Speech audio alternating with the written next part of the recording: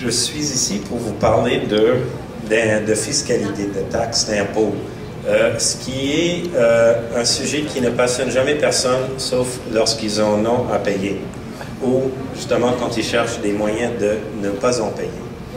Et ce que je vais essayer de faire pour vous, c'est un survol assez rapide de l'opération de l'exemption. Parce qu'on commence avec ça. On commence avec ça, mais moi, je vais peut-être commencer avec la fin. Vous allez voir sur la dernière diapo, je rappelle, c'était les paroles d'une chanson qui a été un succès dans mon adolescence, où le refrain était « Nothing from nothing leaves nothing ». Rien moins rien égale rien. Alors ça, je veux vous le rappeler en partant, parce que si je comprends, si vous êtes ici, c'est pour parler de lancer une entreprise. Bien, une entreprise qui ne fait pas d'argent, là, ne vous préoccupez pas de l'exemption fiscale parce que vous n'en avez pas besoin tant que vous ne faites que des pertes. Puis, je pense que la norme au démarrage des petites entreprises, c'est de faire des pertes au début. Alors, c'est pas que l'exemption n'est pas importante, et si vous avez si vous allez lancer une entreprise qui va faire des profits tout de suite, premièrement, dites-moi c'est quoi là, parce que j'aimerais savoir. Mais deuxièmement, là c'est clair que vous voulez exempter vos revenus d'impôt dans la mesure du possible. Et si vous pensez faire des profits à court, moyen, long terme, c'est aussi une préoccupation. Mais concentrez pas toutes vos énergies sur la question de savoir comment éviter l'impôt avant de savoir que vous en aurez à payer. Bon, commençons au début. La loi sur les Indiens établit le droit d'un Indien ou d'une bande sur une réserve d'être exempté de taxation sur ses biens meubles situés sur une réserve. Et si vous êtes CRI ou NESCAPé ou vous faites affaire avec ces communautés-là, sachez qu'il y a une exemption équivalente dans la loi sur les CRI et NESCAPé. Maintenant, ça a l'air bien simple.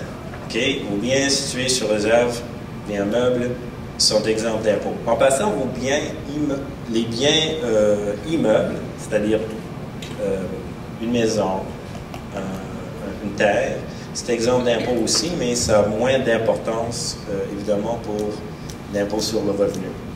Si on parle de l'impôt sur le revenu, là, et les taxes de vente, il y a trois grosses questions soulevées par ce qui paraît un principe simple, pas de taxation sur les biens meubles sur réserve. Qu'est-ce qu'un bien meuble? Qu'est-ce qui fait que ce bien est situé sur réserve? Puis qu'est-ce qu'une taxe? Puis aucune de ces questions n'a des réponses aussi évidentes que vous pourriez croire. Là, vous voyez que déjà la diapo commence à s'alourdir. Qu'est-ce qu'une taxe? Certaines choses sont des taxes. Certaines choses ont l'air d'une taxe pour le simple citoyen qui est pris à les payer, mais n'est pas une taxe selon les gouvernements ou les tribunaux. Par exemple, les douanes, ce n'est pas une taxe. Les Mohawks d'Akwesasne sont montés jusqu'à la Cour suprême là-dessus aux années 50. Ils ont perdu. Les douanes, ce n'est pas des taxes. Certains autres frais ne sont pas forcément des taxes. Les frais pour un permis d'affaires. Ça, vous devez, exemple, je ne sais pas, vous lancez une entreprise de camionnage, la Commission des transports du Québec vous demande de payer un frais de permis. Ce n'est pas une taxe, ça. Autre question qui est importante souvent pour les employeurs. Moi, je conseille beaucoup les conseils de bande, les conseils tribaux, les commissions comme employeurs. Alors, je parle beaucoup du point de vue d'employeur.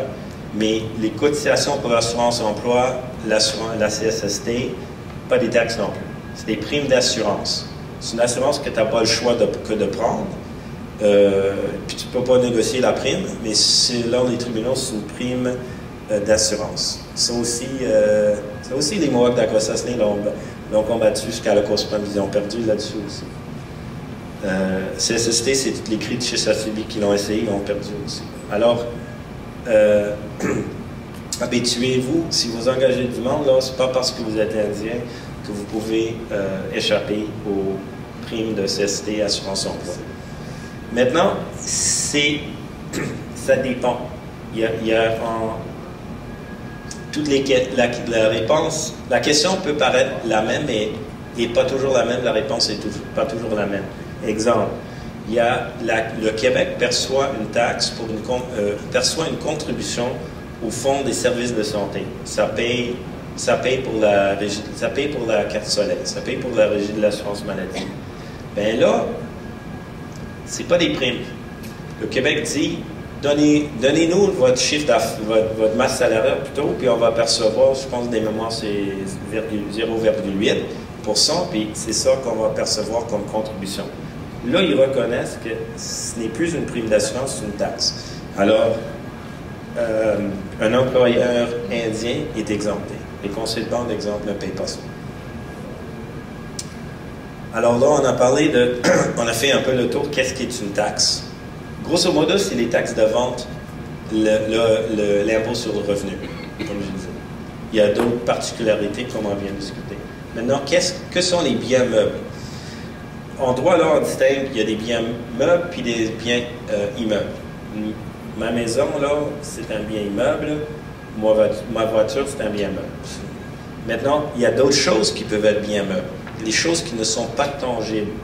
Par exemple, puis ça fait jurisprudence, l'électricité fournie aux Indiens sur réserve.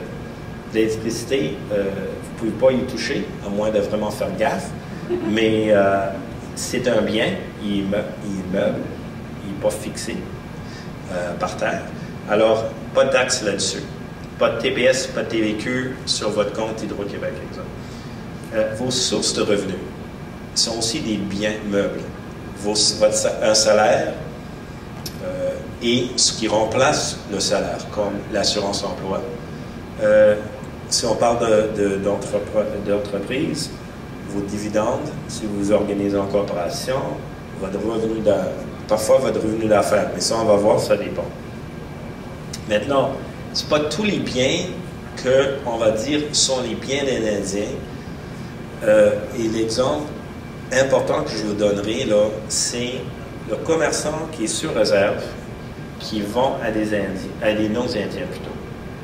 Il y en a beaucoup, il y a une multitude de causes où le gouvernement, surtout provincial, va dire aux commerçants, vous devez nous remettre une taxe, la taxe sur ce que vous vendez aux non-Indiens, parce qu'ils ne sont pas exemptés d'impôts, même s'ils achètent sur réserve.